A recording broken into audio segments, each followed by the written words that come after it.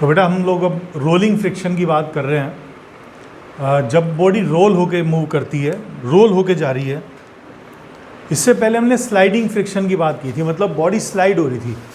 कोई भी बॉडी है, मान लीजिए एक बॉडी है, ये दूसरे किसी फ्लोर पे रखी हुई है और मैं इसे स्लाइड करके लेके जा रहा हूँ।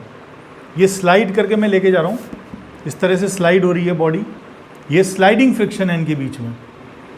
अब मैंने मान लीजिए इनके बीच, इसके नीचे व्हील लगा दिए, इसके नीचे व्हील लगा दिए, व्हील, और फिर बॉडी रोल करके जा रही है लाइक दिस।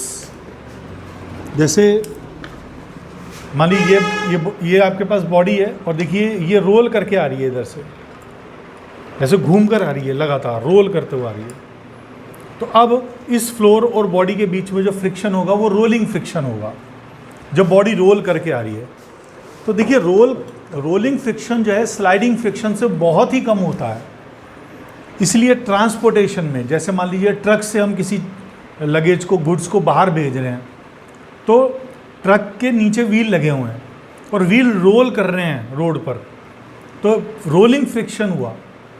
और रोलिंग फ्रिक्शन बहुत कम है, इसलिए जो टायर्स हैं वो कम घिसते हैं और आपका इसमें फ्यूल कम वेस्ट होता है।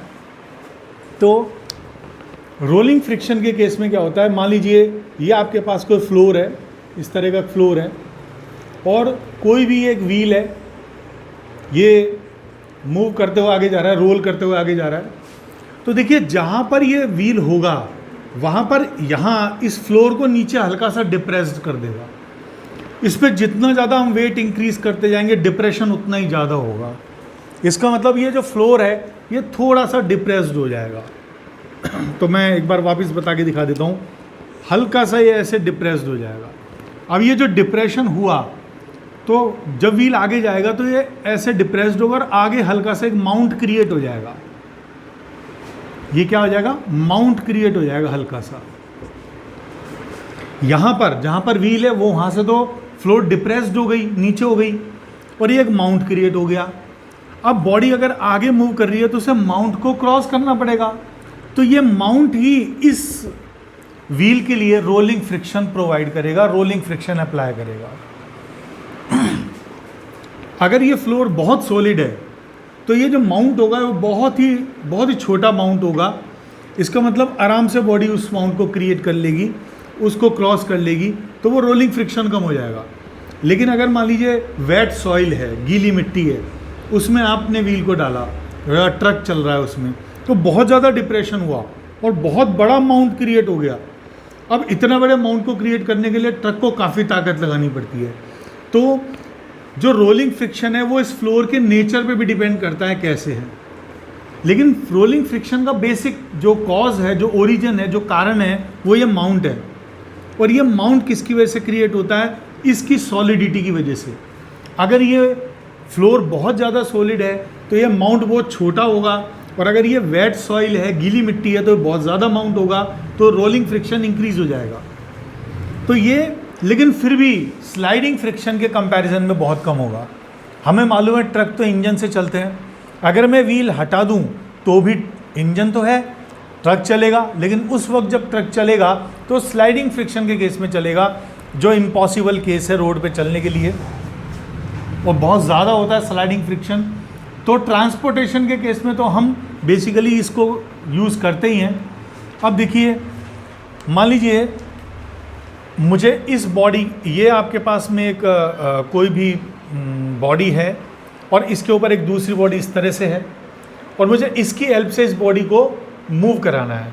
मान लीजिए जैसे साइकिल के केस में हैंडल है, हैंडल ये यहाँ पर एक्सेस है हैंडल की, ये पूरी की पूरी, और हैंडल को मैं घुमा रहा हूँ, और हैंडल की हेल्प से मैं व्हील को घुमाना चाहता हूँ, हैंडल के व्हील्स को। अब देखिए, अगर मैंने इसे डायरेक्ट यहाँ पर करा और हैंडल घुमाया, तो अब इनके बीच में क्या हो रहा है, स्लाइडिंग फ्रिक्शन हो रहा है।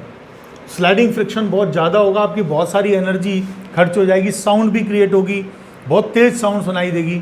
तो मैंने क्या किया, उस केस में मैंने स्लाइडिंग फ्रिक्शन को रोलिंग फ्रिक्शन में कन्वर्ट किया बॉल बेरिंग्स के थ्रू। ये जो पार्ट है मैंने इसे मान लिया, ये आपका मूविंग पार्ट है जिसे आप मूव करा रहे हैं, हैंडल है ये, और ये आपका जो पार्ट है इससे आपका व्हील कनेक्ट है। और इसे मैं घुमाना चाहता हूँ। अगर इनके बीच में मैंने गैप नहीं रखा तो देखिए स्लाइडिंग फ्रिक्शन होगा। तो हम क्या करते हैं, इस पार्ट को तो मैंने हैंडल से ऑपरेट कर रहा हूँ और ये व्हील वाला पार्ट है जिसे मैं इसकी हेल्प से घुमाना चाहता हूँ। इनके बीच में मैंने बॉल्स डाल दी, बॉल्स बेरिंग मतलब छोटी छोटी स्टील की बॉल्स डाल देते हैं और यहाँ पर इन बॉल्स के बीच में ग्रीस डाल देते हैं, ग्रीस। कई बार हमें बहुत तेज़ आवाज़ सुनाई दे, मतलब तेज़ हैंडल की काफ़ी तेज़ आवाज़ होती है, तो इसको हम गोली ग्रीस भी कहते हैं लोकल भाषा में। गोली ग्रीस मतलब गोली इन द सेंस ये जो बॉल्स हैं उनको गोली बोलते हैं और ये बीच में ये ग्रीस है। ये ग्रीस काफ़ी पुराना हो जाता है तो इसे वापस चेंज करने की ज़रूरत पड़ती है। अब देखिए ये वाला व्हील रोटेटिंग व्हील है जिसे हम रोटेट कर रहे हैं, जिसे हम ऑपरेट कर रहे हैं, घुमा रहे हैं। और ये जो बॉल्स हैं ये किस तरह से मूव करेंगी, जैसे ये बॉल है और ये हमारा रोटेटिंग व्हील है।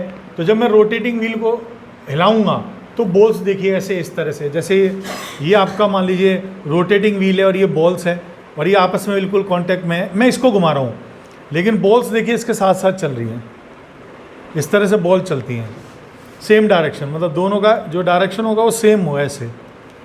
तो अगर मैं यहाँ पर देखूँ तो ये बॉल्स इस तरह से चल रही हैं, इसको चलाने पे बॉल्स भी चल रही हैं और बॉल्स का रोटेशन हो रहा है। अब बॉल्स इसके साथ भी चल रही हैं तो ये भी इस तरह से रोटेट होगा। तो इन दोनों पार्ट्स के बीच में ये तो आपका रोटेटिंग पार्ट है जिसे आप रोटेट कर रहे हैं, ये स्टेशनरी पार्ट था लेकिन इसे हम घुमाने की कोशिश कर रहे हैं इसकी हेल्प से। तो बीच में बॉल्स डाल दी ताकि ये जो इनके बीच में स्लाइडिंग फ्रिक्शन है ये रोलिंग फ्रिक्शन में कन्वर्ट हो जाए और बॉल्स के थ्रू ये बॉडी रोटेटिंग फ्रिक्शन में कन्वर्ट हो जाएगी। तो रोटेशन के केस में ये फ्रिक्शन काफ़ी कम होगा और आपकी जो पार्ट्स की लाइफ है वो लॉन्ग लाइफ हो जाएगी। तो जितनी भी रोटेटिंग चीज़ें जैसे फैंस हैं, जैसे मिक्सर ग्राइंडर है, जैसे वॉशिंग मशीन है, जितने भी रोटेटिंग बॉडीज़ होती हैं उनके अंदर बॉल बेयरिंग्स यूज़ किए जाते हैं स्लाइडिंग फ्रिक्शन को रोटेटिंग फ्रिक्शन में कन्वर्ट करने के लिए। I think it may be clear to you. तो thank you for watching the video, thanks.